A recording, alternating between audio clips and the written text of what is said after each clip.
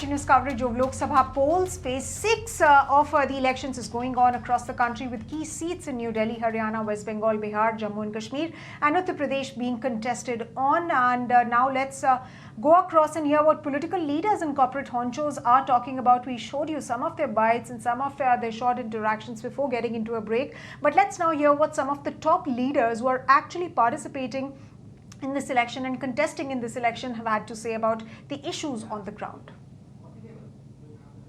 देखिए, हमें आधिकारिक सूचना मिली है कि कल शाम को एलजी साहब ने एक मीटिंग बुलाई थी, दिल्ली पुलिस के अधिकारियों के साथ मीटिंग बुलाई थी और दिल्ली पुलिस को ये इंस्ट्रक्शंस दी गई थी कि जो एरियाज़ इंडिया गठबंधन के स्ट्रॉन्ग होल्ड हैं उन सभी एरियाज़ में वोटिंग को स्लो कराया जाए, बैरिकेड्स को दूर लगाया जाए, बार बार वोटर्स की चेकिंग कराई जाए। अगर ऐसा होता है तो ये फ्री एंड फेयर इलेक्शंस का उल्लंघन होगा। तो हम ये उम्मीद करते हैं कि इलेक्शन कमीशन इसका संज्ञान लेगा, दूध का दूध पानी का पानी हो जाएगा। ऑलरेडी कुछ एरियाज से ऐसी खबरें आ रही हैं कि कुछ एरियाज में बहुत दूर बैरिकेड्स लगाए जा रहे हैं। मैं जनता से, सभी लोगों से, वोटर से अपील करना चाहता हूं कि गर्मी बहुत है, फिर भी घर में ना बैठें, वोट जरूर डालें, अपने मत का अधिकार जरूर इस्तेमाल करें और तानाशाही के खिलाफ सब लोग। आप देख रहे हैं कि मैं इस बूथ में फर्स्ट मेल वोटर हूं।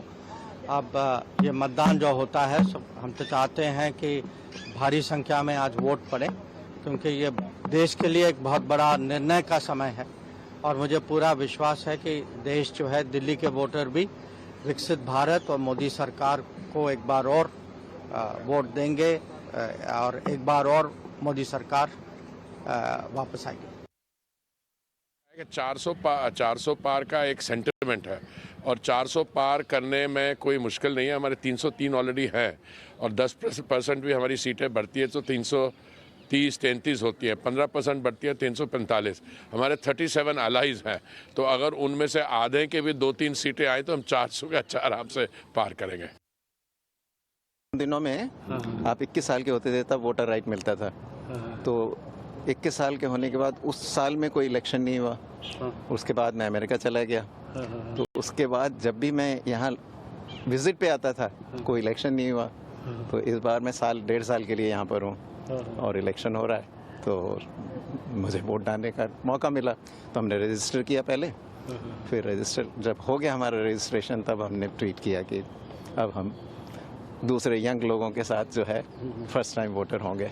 तो सर, आपने यूएस में भी वोटिंग प्रोसेस देखा होगा, यहाँ पे आप वोट डाले, आप यहाँ का प्रोसेस देखा, क्या कुछ? नहीं, हमारे यहाँ का बहुत मेटिकुलस है, यहाँ पे गड़बड़ नहीं हो सकती, वहाँ पर आसानी से हो सकती है। क्योंकि एक तो पोस्टल वोट्स बहुत अलाउ करते हैं, उसमें फिर जो है आइडेंटिटी का वेरिफिकेशन भी कोई बहुत ढंग से नहीं होता।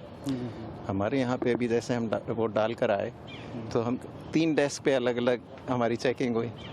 सब पहले एक डेस्क पे हमने हमारा कार्ड और जो दूसरा शीट थी जिस पर सारा एड्रेस वगैरह सब लिखा रहता है वो उन्होंने चेक किया। फिर दूसरी पे उसी को वापस चेक किया गया, उससे एक पर्ची लिखी गई, फिर हमसे सिग्नेचर भी करवाए गए। तो इसमें कोई गड़बड़ होने की स्कोप बहुत कम रह जाता है। Well, those are some of the people, political leaders as well as corporate honchos with whom we interacted during the day, during the course of polling. So issues clearly range not just about overall national security, religion and freebies, but also about basic bread and butter issues as well. On that note, if you like this video, then like, share and subscribe to ET Now.